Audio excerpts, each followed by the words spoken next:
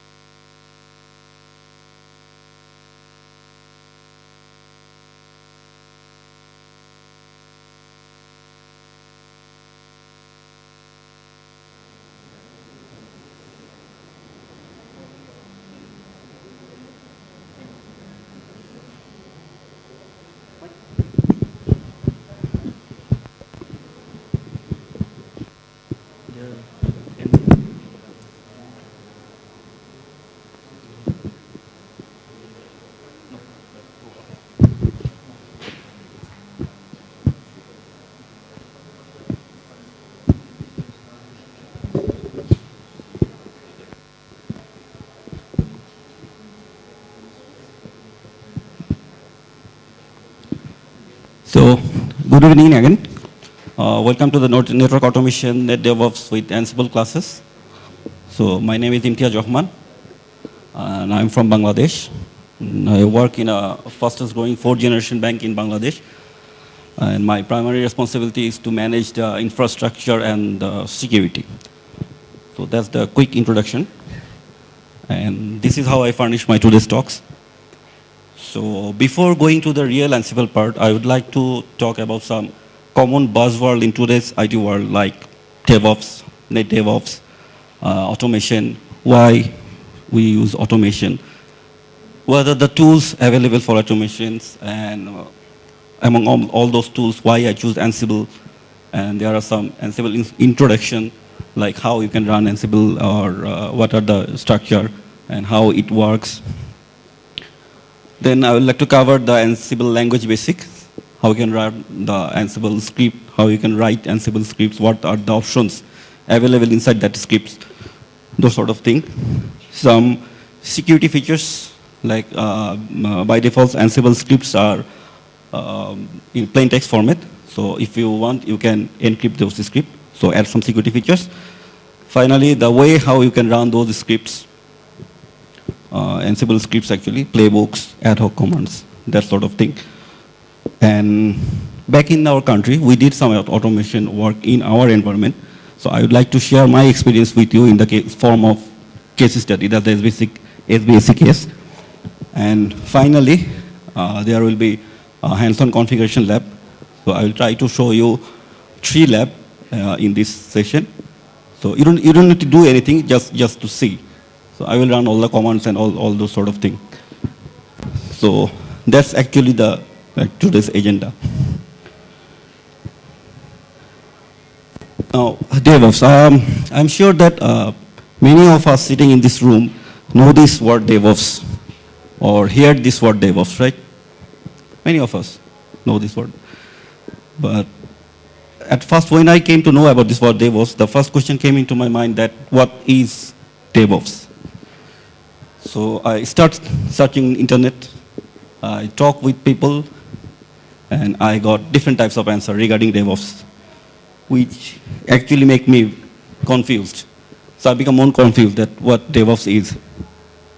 So then I thought, okay, let's try to figure out DevOps in a reverse way, that what DevOps is not. So while creating this paper, I also thought that let's try to explain DevOps in a reverse way, that what DevOps is not.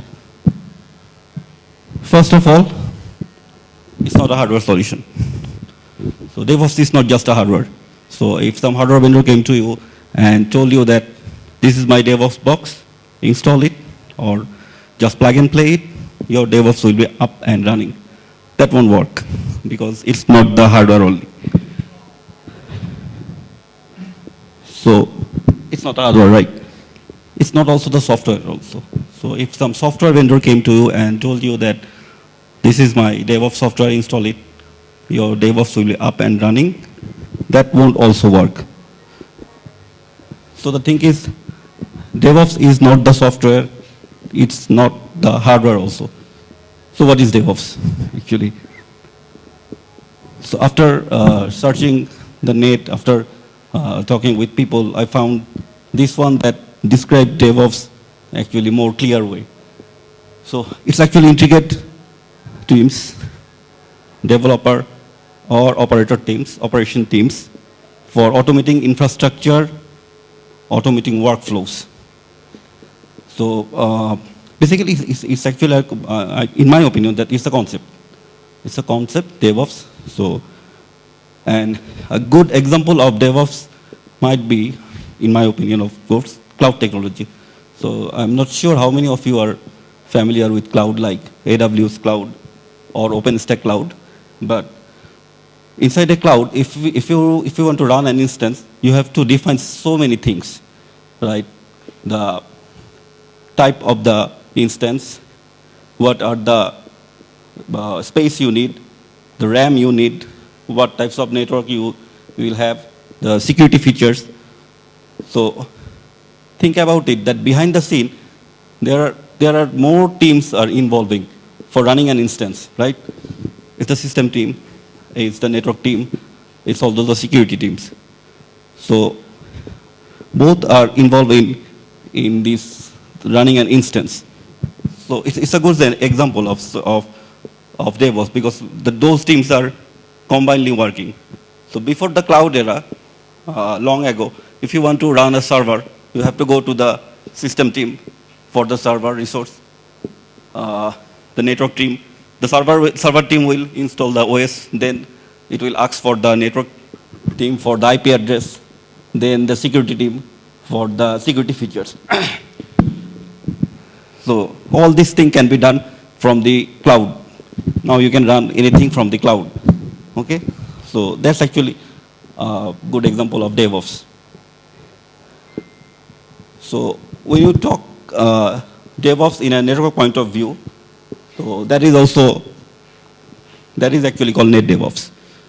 So DevOps plus networking is called net DevOps. There are another thing is that infrastructure as code. So what is that infrastructure as code? So you are defining your infrastructure with the help of some scripts, with the help of some CM tools or configuration management tools. Like if you want to make some change in your configuration, server configuration, if you want to add some routes in your router, if you want to add some ACL entry, so you are doing with the help of the scripts. So there are no more manual logging to the router or to the server. The scripts will do that job for you. So that is how you are managing your infrastructure as a code with the help of a code. Now there might be some question that why should I do the automation? Because my infrastructure is running fine. There are no hiccups, so why should I do automation? So these are the benefits if you do the automation. You can avoid the repeated tasks. We all have some repeated tasks in our environment, so you can actually avoid that task. Like every day, you have to log into your server. Every day, you have to log into your router, right? So using a CM tools or scripting tools, you can avoid that things. The script will do the job for you. And you can avoid typographical error. So I don't know how many of you are familiar with typo errors. Typo can bring, so typo can bring down the whole network down, right? And if you cannot figure out what happened, that day is not for you, right? So so using an automation tool, you can avoid this thing. How? Because you will use templates. And you can run the templates in your, before going to the production, you can test the template in your testing environment. So if things are okay, then you can deploy it in your production. And it's just only you will change the variable and the script will do the job for you. In my hands-on lab, I will try to show you how this thing can be achieved. Okay, deployment will be faster. So if you are a fastest growing company or a big company, you frequently open POP or frequently open branches, then you need routers for connecting your branch office to your head office, right? And you have to configure those routers. So what happened? It's the same job. You are changing the IP address, and the configuration is the same. So using the CM tools or scripting tools, you can do it much faster. Just run the script, your router will be up and running, right? And the final thing is configuration will be identical. So if you configure your router with the help of some scripts, you know that what is running inside your router, right? Those are all equivalent, identical. So if for troubleshooting purpose, it will be easy for you to find out the problem, what is going on. So these are the some common automation tools: Ansible, CF Engine, Solstack, Git, Shape, Puppet Labs. So these are all common tools. So among all those tools, I choose Ansible. There must be some reason why I choose Ansible. There are also other tools, like each and every tools are very good. Okay, but why I choose Ansible? And what is the Ansible actually? So it's an open source IT automation tools, and it's available many flavor in Red Hat Linux, CentOS, Debian, OS X, Ubuntu, FreeBSD. There are lots of versions available, and it only needs Python. So if you have Python, you can run Ansible. Now, why Ansible? It's simple. Simple means simple in a sense that you don't need any client-server-like architecture for running Ansible. You can just install Ansible, and you can start managing your servers. So it's just the thing, and you can install Ansible in anywhere, in your laptop, in your desktop, in your servers, anywhere. Just install it, okay? And Ansible actually use push models. So means it's whenever you configure a template or write a template, you can push that template inside a router, inside a servers. Another features, and the main features might be, is the agentless features. So installing a software package or something like that in a server is very easy, right? But think about a network device. Is it that much easy to install something in a network device? No. Can you install something in a Cisco device? Not the ISO excerpts, not the upper end level, but in minimum routers, you cannot install something, right? So through Ansible, because of these agentless features, you can do that. You don't need to install, but you can run command outside from the router. Okay. So there are comparison with Puppet. Puppet is another configuration management tool, and it's a very good tool. I use Puppet, and I also like Puppet. So what we do in Puppet, so we install Puppet master in a server, and Puppet client in the client node. So those nodes I want to manage with Puppet. So through SSL channel, they communicate. The client communicate with the server and look for any updates. So if it finds any update, then it will implement the update. Okay. Again, another thing is, and the Ansible part is that you just need to install Ansible in the controller node. And in the manage node, in the server, in the router, you don't need to install anything. Just the Python. If you have Python, you can install it. All you have to do is to configure the SSH. Through the SSH channel, it will communicate. Okay. So there is one drawback of these agentless features, that client will never ask the server for is there any update? But if you have an agent in the client will ask for you that, is there any update? Is there any update? At a certain period of time, it will ask to the server. And if there any update, it will push the update inside the devices. Now, let's see how Ansible actually works. Like I say, it's simple. You can install it anywhere, like in your laptop, in your desktop, or in your server. So after installing Ansible, you will run playbook.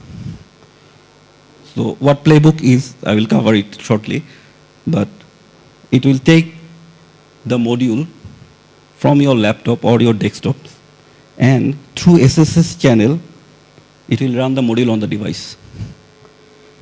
Okay?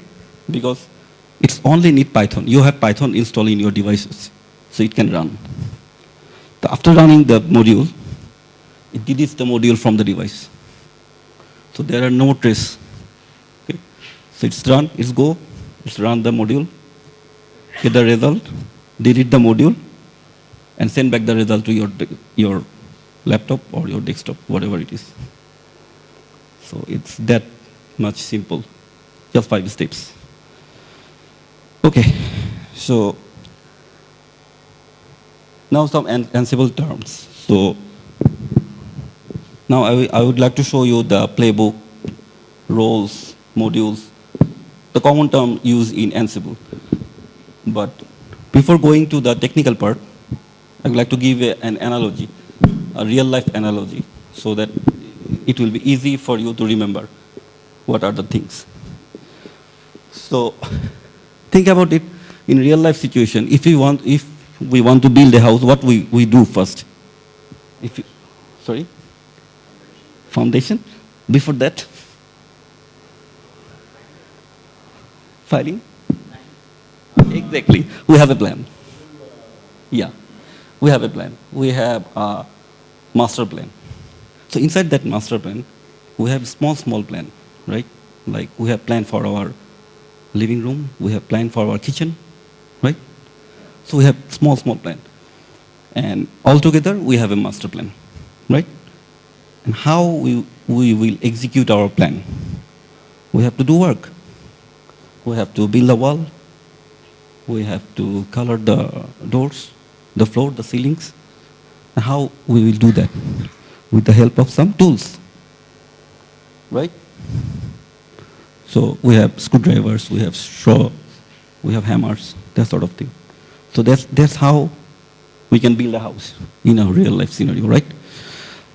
In Ansible world, instead of building a house, you may want to configure a device. It might be your servers, it might be your router, right? So instead of your master plan, in Ansible world, you have playbook. Inside that playbook, you have small play for different types of work, right? And instead of doing some work, we call it in Ansible world, it's a task. This is the task. We are calling tasks inside a playbook, and how that task will run with the help of some modules. So there are modules, right? In Ansible, there are modules. So this is how actually Ansible, you can relate it to the real world for memorize things. Okay, the first thing is that Ansible script, how it looks like, what is the name? It's in YAML format, int markup language, right? And the languages start with 3-. And .yml, .yaml, both are okay. And it's easy to read. It's a human readable, right? Very easy to read. So this is a sample of YAML file, how YAML file actually looks like, right? Now, the playbooks. What are playbooks? Actually, playbooks is the place where you tell Ansible what to do. Okay. So what you need to do, which device you want to manage, or what are the things you want to do, that you can tell inside a playbook. You can send commands to the remote device from this playbook, and it's a YAML file, plain text YAML file. Okay. And each playbook can contain multiple plays, like the master plan. We have small plan and the master plan. We have small play and the playbook, master playbook, right? Okay. So this is the playbooks looks like. Okay. So what it's actually doing, it's logging to the server, and it's setting the banner, like welcome to Apricot 2018, something like that. Okay. I will show you in the lab section how these things works. Okay. And then the modules. So the main bread and butter of Ansible is the module. Everything written inside the module. You have small module. It's a small piece of code which actually execute inside the device. So that is called modules. And when you install Ansible, you will have over 450 module ships with your Ansible installation, right? And if you are good in Python, you can write your own module. Okay? So everything relies on the modules. What are you are calling Ansible, what things you are doing, the module is doing the job. It's our tools to building the house, right? To configure the device. It's our tools. It's our main tools. These are some modules, network modules actually. So there are links provided. So if you visit the links, you will find more modules. So we have modules for Cisco ASA firewall, Arista US device, F5 device, Cisco iOS device, iOS XR, Juniper, and lots more. You can check out the links. Next thing is the tasks. So calling a module inside a playbook is called task. So you will have a playbook. Inside the playbook, you have task, and inside the task, you have modules. Okay. So this is a sample of a task. So the name is important because when the script will run, you can understand that which part of your script is executing the task, right? So this is two tasks actually, and it's calling the module iOS config and the lines. Those are some syntax actually. So if I summarize this thing, so a playbook, all start from the playbook. Inside the playbook, there are play, small play. One playbook can contain multiple play. Inside the play, you have task, and task is calling the module. The important part is that task runs sequentially. So if you want to install the Apache server, then you have to install the Apache first, then you have to configure, then you have to restart the Apache. So if you install the Apache and then restart and then configure it, it won't work, right? The last configuration will not reflect your configuration script. So tasks actually run sequentially. This is important. Now, see it in a real playbook scenario. This is a playbook. We have task here, module here, okay, and play here. So this is a play. This is our play. And these are the tasks, 3 tasks. 1, 2, 3 tasks. And inside the tasks, these are the modules. So this is how the structure of Ansible scripts, right? And these are running sequentially, one by one, one by one, one by one. Okay? So now the host file. So inside the host file, you will actually define that these are my hosts. I want to manage these hosts. So this is the place where you can declare your host. This is the host I want to manage. And you can assign variables here. In a Linux system, it's the default location, it's C Ansible and host. But if you want, you can make your own host file. But when you want to run the Ansible script, you have to define the host file, that this is the host file I want to use. And there are 2 types of host file you can declare. One is ini-like. This is the most common, and another one is YAML format. So we will use the ini-like format. So here are group. You can group your devices inside the host file. Like I have 2 groups, iOS routers, V6 routers, right? So this way you can group your devices inside a host file, and you can run your playbook against the groups. So if you want to run iOS routers, it will execute only the iOS routers. If you want to run V6, it will execute the V6. Okay, so this is how you will declare the host file. So inventory is another thing that inside the inventory, you can put multiple things, right? You can have host files. You can put it inside the inventory. Inventory name is not mandatory that the name should be in inventory. You can give any name you like, but if you put it name inventory, it's just a naming convention. So this is how you will define inventory minus I and the directory name. So inside that directory, you may have host file, host vars file. It's a directory, group vars file directory. So you can assign variable and what should I say? Assign variable against a simple host or against a multiple group of hosts. That can be done. And once you declare an inventory, it can be accessed by multiple roles. Now you may ask me that what is these roles came from, right? It's a new term. So roles is actually another Ansible playbook, so which has full self-contained with tasks, variable, configuration, templates, and other supporting files. Actually, in our real-life scenario, we run multiple roles. So, and once you declare a role, it can be used by many devices. And it has its own directory structure. For setting up roles, you have to follow some rules. There are some rules for defining roles. This is actually how roles look like.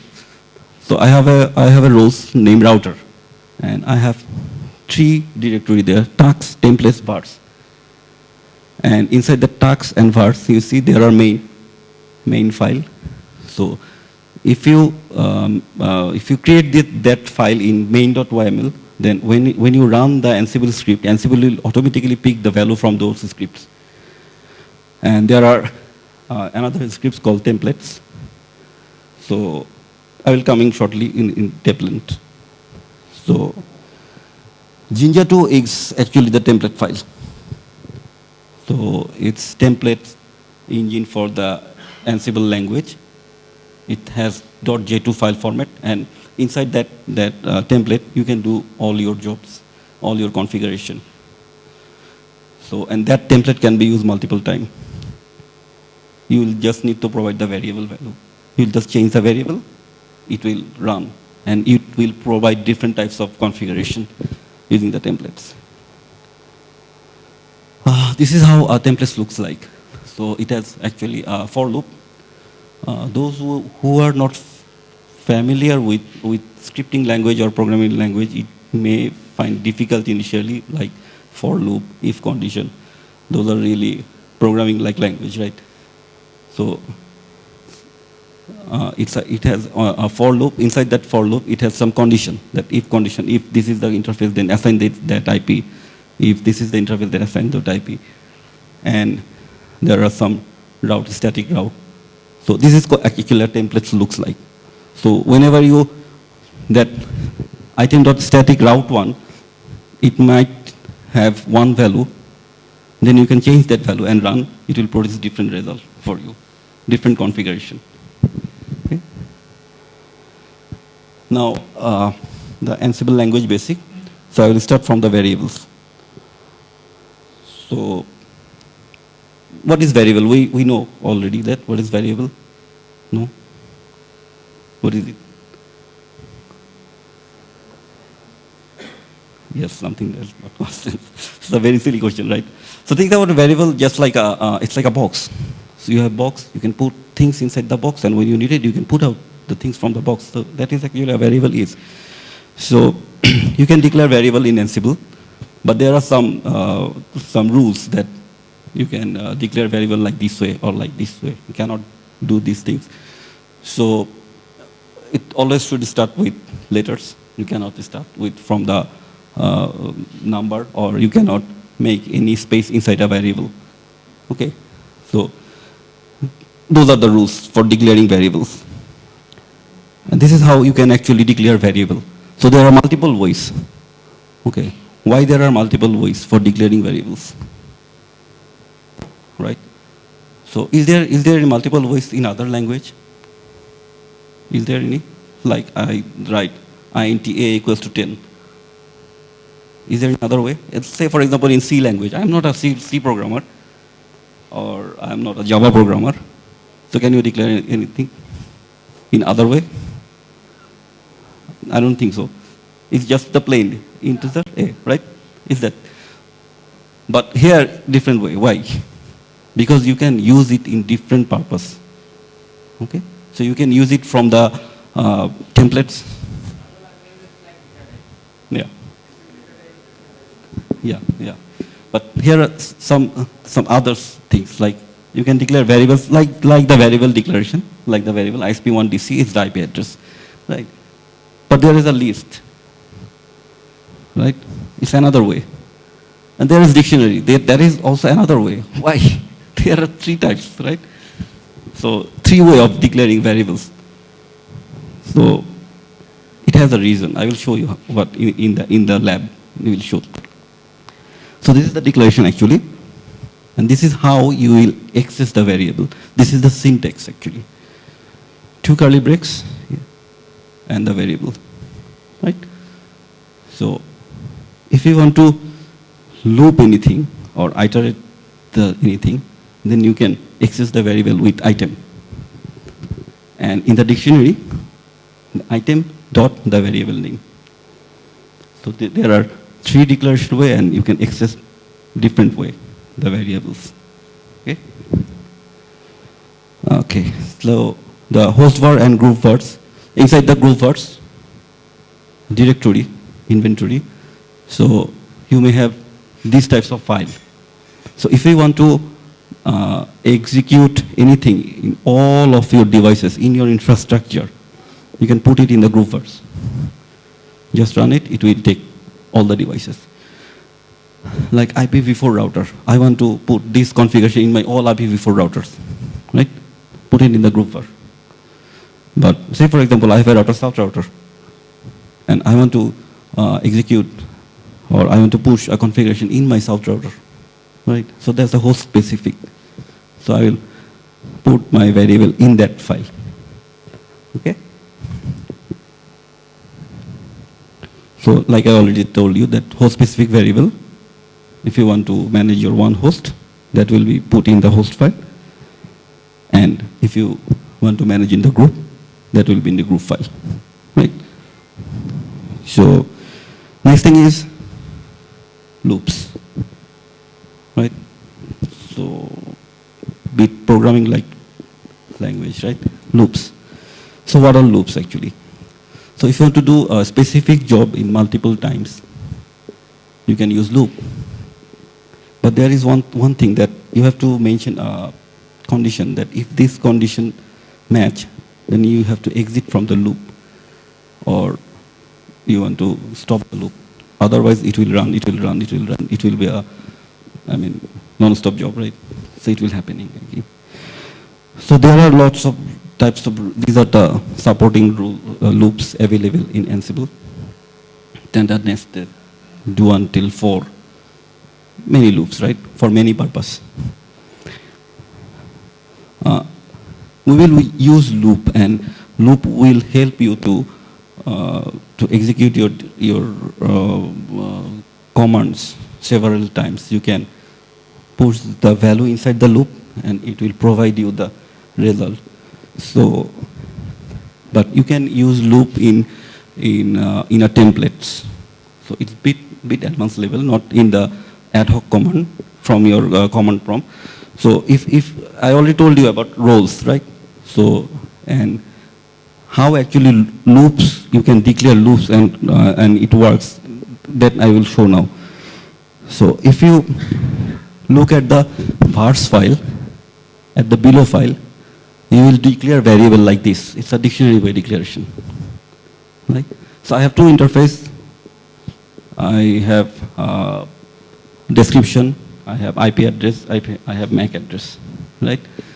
So this is the variable I'm declaring. And inside the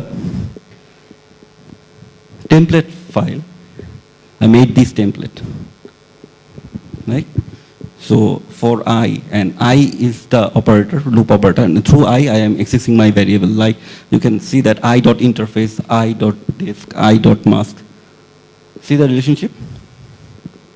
Okay, and whenever you run this loop, I'm sure the output will be familiar to you. So it will produce you these types of output. Cisco guys knows, right? So this is how you can configure your devices. Okay, and if you need to configure again, just change the value and run it. It will give you that output again. Okay. There are comments. So what are comments is not actually for Ansible. It's for us. So why we use comments? Any idea? Inside the scripts? Yeah. So you may declare a variable, and then you came, say for example, after 7 days or 14 days, you may not remember why I declared this variable, right? So you can make a comments. So this is the purpose of this variable, or this is the purpose of this function. So that's why you are making comments inside the scripts. So whenever Ansible see this script, this sign inside the script, it will skip. It will not compile that script. So it's not for me, right? It's the comments. Okay. Another thing is conditionals. So with condition, you can have control in your scripts. So you may have big scripts, and you run that scripts. So it's running. So with the help of condition, you can control your script that stop here, skip this part, or do the specific job only for this router. That sort of thing you can control with the help of condition. And in Ansible, there is a statement called when statement. And this is how you can actually control your devices. Look at the below part. Only one host I mentioned that if this is the host, then execute this part. Otherwise, it will skip. Okay, this block will skip. So there are filters. So filters is also a very powerful tool, and filters are from Jinja 2 template. You can use filter in Jinja 2 template. So it's actually transform data inside a template. And is the rule of declaring using template is you have to define a pipe, the variable and the pipe and the filter. It will produce you the report like this. So if you declare a list, say for example a number list, and you want to pick up the minimum number from that list, you can use these filters. Also, if you want to replace something inside a text, you can replace it. And the IPADDR filter, this is very common and very powerful in Ansible world. I will show you how these things actually work. So let's say an example of this. So here I am declaring a static route. If you can see that, so item.isp_br, it's a variable, right? So inside that variable, what I declare, I only declared the network part. So IPADDR filter can detect the network from that variable. It also can detect the subnet mask and the gateway address. Okay, so okay, let's see. Another thing is it's here. Okay, I will show you in the lab that IPADDR filter. I use several times this filter. How we can pull value from IPADDR filter. Okay, so another thing is facts. So facts is also very important things. So it actually Ansible actually collect facts from the remote devices for different purpose, for using different things. That what is the device? So what version is running there? Right, that sort of things you can collect from the remote devices. So it's also a module. Like I already told you that everything is written inside a module, and you will have options inside your playbook that do you want to gather facts or not. So there are a switch. You can collect facts from the device. If you don't like to collect facts, you can provide no in the gather facts modules. Now again, Jinja 2 templating. So inside the template, what you can do filters. We know now filters. What is filters? Conditions, loops, variables, and many more things you can use in the filters. So that is the place where you can put your filter, or you can use your filter in the template file. That's the Jinja 2 template file, right? And this is actually how Jinja 2 templates look like. So item.hostname. A hostname is a variable. So say for example, if you want to configure your hostname like hostname1, you can provide the value hostname1 and run the script. It will provide you a configuration with the hostname1. Later on, if you want another hostname, you can just change the hostname variable and run it. It will provide you another variable. And this is how you can actually configure your physical interfaces, like interface. Remember that accessing the variable, 2 curly braces, and inside that the variable, So I'm accessing the variable inside a Jinja2 template, right? Now roles setup. How you can set up your role. So this is how you can set up your roles, right? You have different types of variables, directories, like tags, bar, templates. And inside that directory, you have your variable files. You have your template files. And there is another files here in files directory. So if you want to push any file inside the devices or inside the server, you can put that file here. It will copy the file from this folder and it will push it in the remote devices, right? Okay. So the next thing is debugging. So do you know why we debug? What do you mean about debugging? No answer? Sorry? To understand what's the problem. Yes, yes. And if you run the Ansible script without that v parameter, it will just run. If some error happen, it will throw you the error and it will exit. So you may want some more information that what is actually going on. So you can use the v format, -v verbose mode.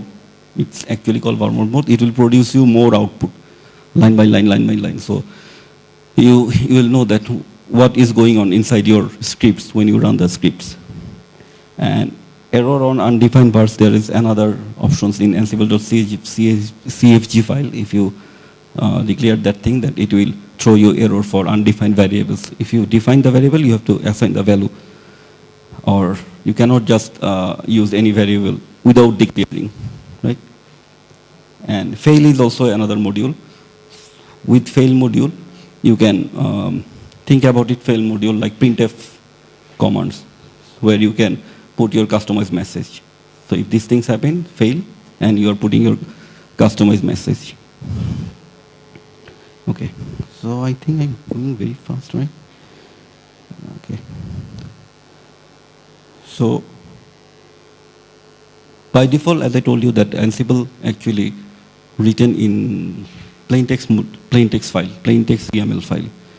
So you may have some files where you will put your valuable information like credentials, usernames, and you don't want to share those information to others. Okay, so if you want, you can encrypt the script. So Ansible has a features called Vault. So it keeps actually those things such as password, keys, variables in encrypted format. So if you want to run that script, it will ask you a password, and if you provide the password, then it will run the script. Otherwise, you cannot run the script. And Ansible Vault is a keyword, and there are several parameters, that's encrypt, decrypt, view, and etc. parameters. So, okay, so this is a file. It's a YAML file, okay? And I put my name here and my password here. So I'm not using this password anywhere. So it's just for the demo. So if you want to encrypt that script, you will use Ansible Vault. Encrypts, then the file name. That is the secret file. Ansible Vault, just encrypt and the secret file. Whenever you run the command, it will ask you a password. You will provide the password. After providing the password, it will give you a result like this. Okay? So your scripts are encrypted. Whenever you want to run the script, whenever you want to decrypt the script, it will ask that password. And if you provide the password, it will run. Otherwise, it will not work. Installation is very easy. So it's only need Python 2.6 for the controller machine, and Python 2.6 or later for managed node for the client node. Several options. Yeah. Yeah, there are options. There are options in Python 3.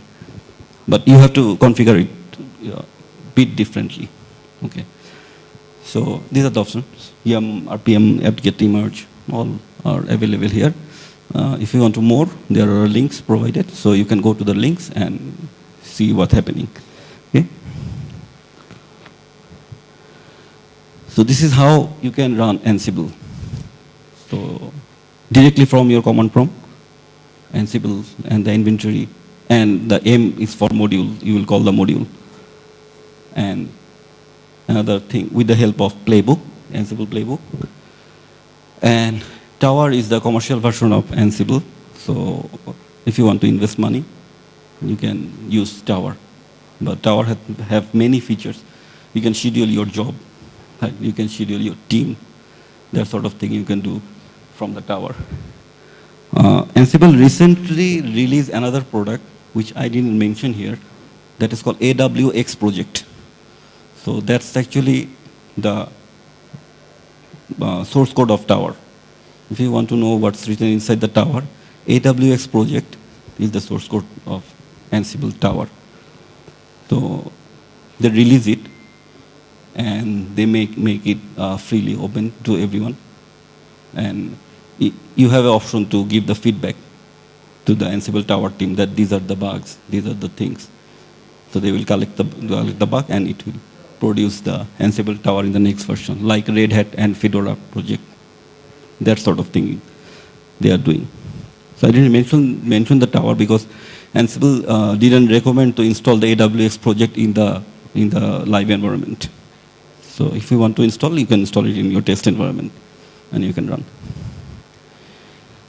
Okay, the case study. So that's my case study actually. So I'm working in this bank. So we have 61 branches and over 80K customers we have. And we start our journey at April 2013. So we did some automation work in our environment, network automation. So this is actually my environment. I have TC and DR. I have ISPs, more than one ISPs, and I have branch or ATM at my remote location. So I have connectivity from ISP1 to my DCDR and my branch, and from ISP2 to my DCDR and my branch. Right? I'm using GRE IPsec tunnel for each ISP and for the DR. So there are 4 tunnels in my branch. These are the I'm using OSPF for my DC to branch communication, and I'm using static route from my DR to branch and ATM communication. So there are multiple routes involvement here. And these are the services I'm running. Real-time gross settlements. These are all banking terms, nothing related to networks. And CBS, Swift, automated clearing house, those things I'm running. And also there are a copy inside the DR. And I put my Ansible host here in my DC. So what I am doing actually, so I'm generating router configuration for new router. We have to open multiple branches. So usually we open branches at June and December. That is the practice of our country. So at that time, 10, 20 branches we open in a month. So configuring the devices over and over and over in the same job is a boring job, right? To avoiding those things, I implement.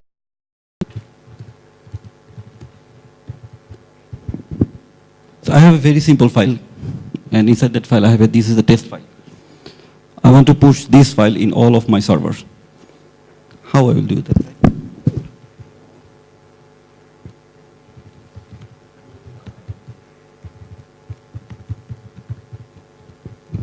So this is the command. I will call the copy module, and inside that copy module, it has a parameter called AA attributes, and you can define source file and destination file inside. So if I run it,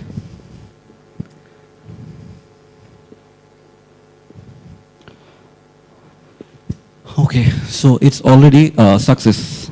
Okay, so it pushed the device, push the file inside the device. So for example, I want to, and it was yellow. See, it was yellow. So for example, I want to run that command again. What happened? It's green, because it's no, the file is already there and there is no change. So it won't do anything. Let's make a change.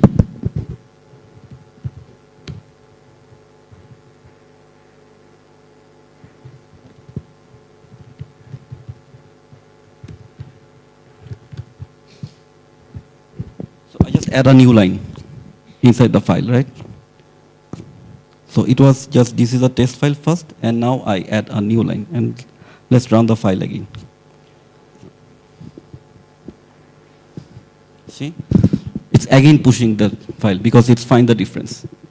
So if you want to make any configuration change, you can change it, you can run the file, it will push it. If there is no change, you will run it, it will skip. Okay? So that's actually end of the first lab. Now I would like to show the second lab.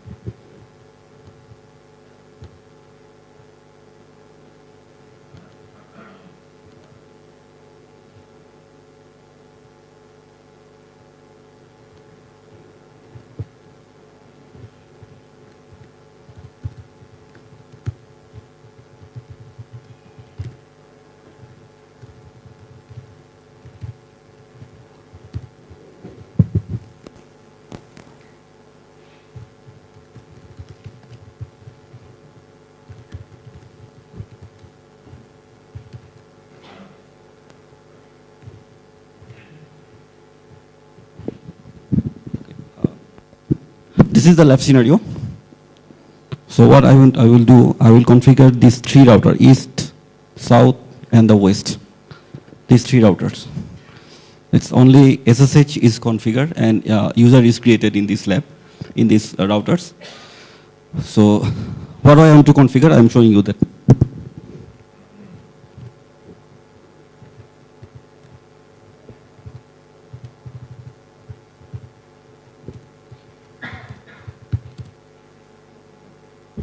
So I have so many files here, right? Playbook, secrets, south IP, so many files. But I have also a directory called inventory. So inside that directory,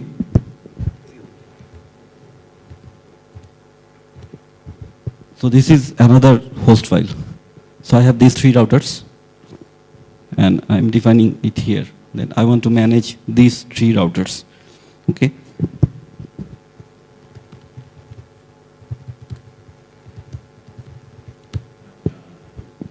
And this is actually my playbook. So what it will do, it will first run to all iOS devices, which I declare in my host file, right? Then I say gather facts. I don't want to gather any facts. Okay? Then I start the task. The first task is obtain the logging information. I provide a logging information inside the secret file where I put the enable secret password and logging password or logging password and username. So it will take that password and it will store those passwords in a provider value. That is called provider. Inside the provider, you can actually hold the host name or the host IP, the username, the password, the key file inside the provider. Because whenever you want to configure something like you want to configure an IP address, so you have to go to the privilege mode, right? And at that time you have to provide the password. How you will provide the password? You will provide the password from the provider value. Okay. Then it will add the banner in that three routers. Then it will create a standard ACL and IPv6 ACL. Then it will put those ACL in the line V2I. And I would like to configure my south router with a different IP. So I will use condition in that file. And finally, it will save and back up the configuration. So those are the things, these are the tasks. Like I say, this is a playbook, and inside that playbook I have different tasks, and inside that tasks I'm calling the module. So I have different types of modules here, right? Okay. So let's run the script again. Sorry? Yep. Order is very important. Not for this file, but you have to always remember that running tasks runs sequentially. Okay? So order is very important. So you have to, say for example, like I already gave you that if you want to install the Nginx package or the Apache package for your servers, so you have to install it, you have to configure it, then you have to restart it. So if you install it, then you restart it, then you configure, it won't reflect. So order is very important. So let's run it again. Yep. Sorry? Connection local. It will run locally. It will run inside locally. Okay.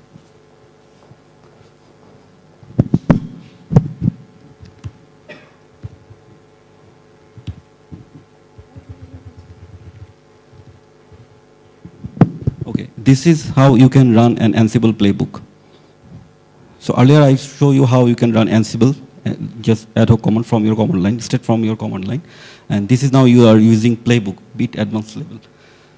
So where you are using actually templates. Okay, I show the template? No. Okay, let's show you the templates.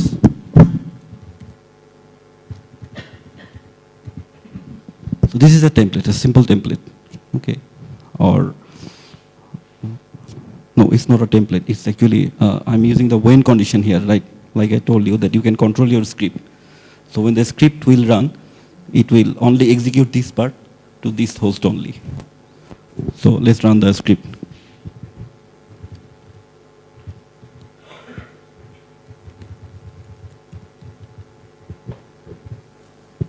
Okay. So this is the command, Ansible playbook. And with -i file, you are telling that this is my inventory file. I have host file, host var file, group files inside that file.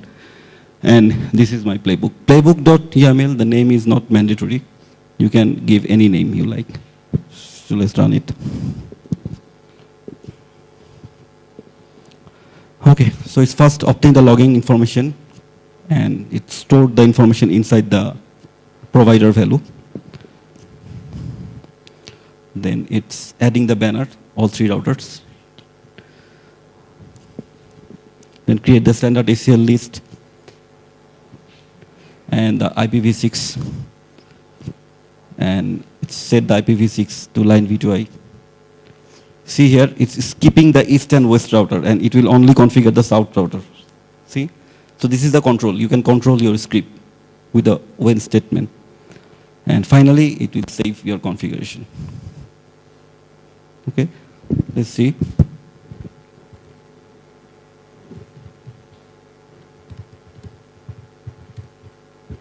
So these are the file configured.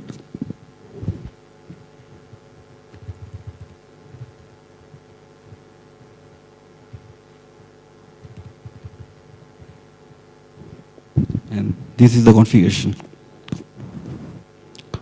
Okay, let's put the IP address, IPv6 address, and the ACL, v6 ACL.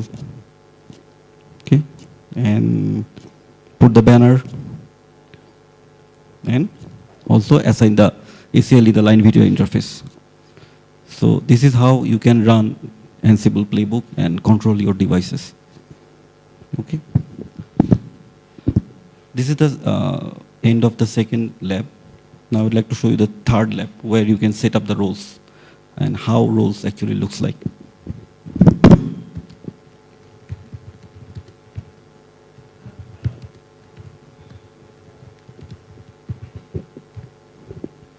Okay, the same setup. I have inventory, I have playbook, but I have a roles directory here. Let's go to the roles directory.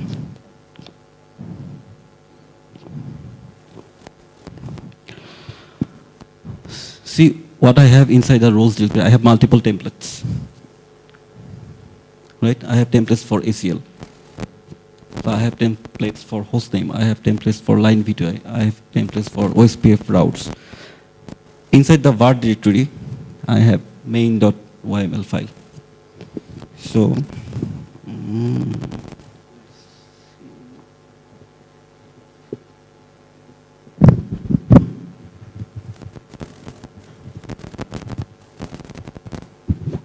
okay, this is how I am declaring the variable actually. Okay, so hostname, I have ISPs, I have areas, I have ISP1 DC. Just see one thing, that I am declaring only the network address, right? And the subnet portion, no IP address, because I will use IPADDR filter. Okay. After declaring those variable, I am creating the filter. Like here, IPADDR1. That means in my management IP network, take the first IP. Okay. And item.isp1 DC in here. So IPADDR2. From the network part, it will pick the second IP address. Okay. And this is the routes. I also use IPADDR. Like I say that if you want to configure a network device, IPADDR is a very important filter for you. It will help you a lot. It will save your time. This is how I configure my physical interface. Tunnel interface. Okay, so this is how a real templates file looks like. Okay, or variable.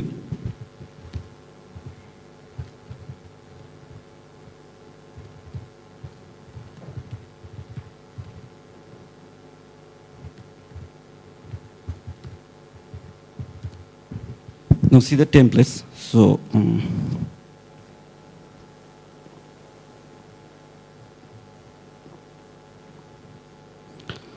it's a simple template I use. What it will do, it will take the value from the variable file and implement it inside the router. Okay, just a simple template file. So you are doing configuration with the small scripts. Okay. Say for example, this is another interface for physical interface. The top portion is the comment for the filter, right? It's the comment, and it will loop through these scripts, and it will assign the IP address, where it will find the IP address from the variable file. Those are the links. Okay.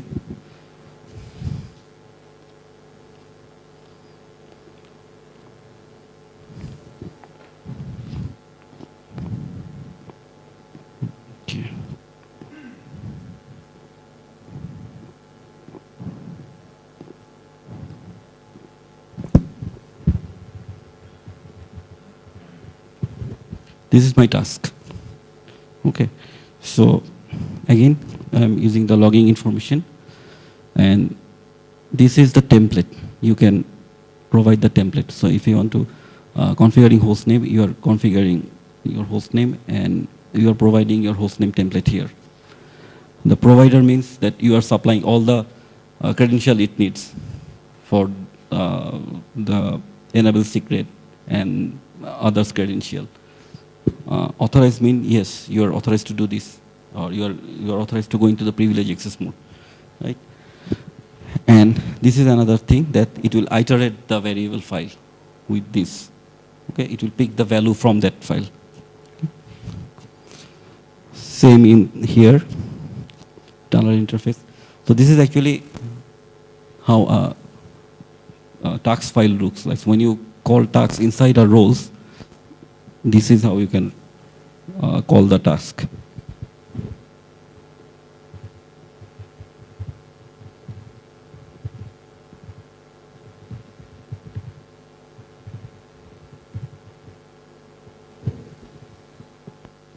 Finally, I was trying to pushing the command inside that new router, but unfortunately last night I got an error which I cannot figure it out. So I thought, okay, let's generate the configuration and locally and show you how it actually looks like.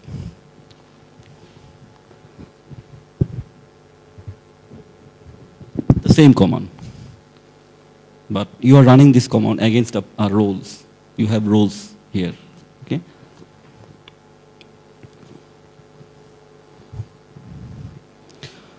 Okay. So it generates the configuration for me. Let's see. So I have an output directory and I have a branch1.cfg. Okay. In real life, you can directly push this configuration to the router. If you configure the SSH, if you have the credentials, you can put the configuration inside the router. But I have limitations here in GNS3, so I use the local version. Okay.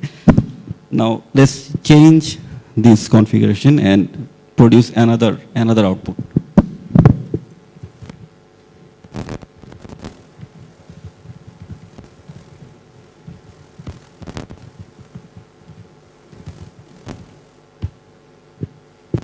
Okay, now this is for my one branch. Now I would like to configure a new branch and another branch.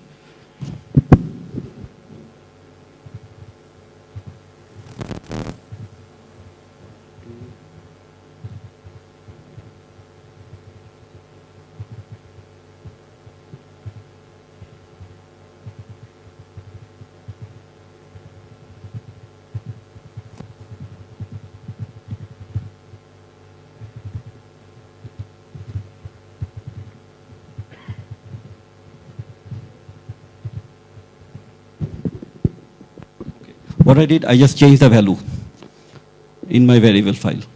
It was branch 1 first, now it is branch 2, and I changed the IP address, the next block, because I'm going to install a new branch. What my ISP did, just provide me the next block. And I assign those next block in my variable file. I only just changed my variable file, and then if I run the file again,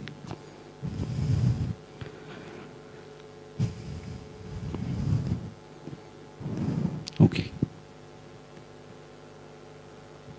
I have a new configuration, right? Just without changing the variable inside the variable file.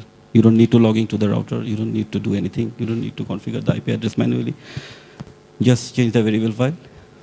Your file will be there. Okay? So that's it. That's it for today.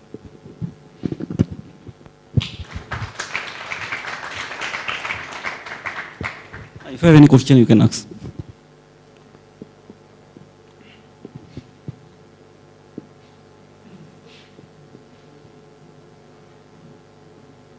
No question? Thank you.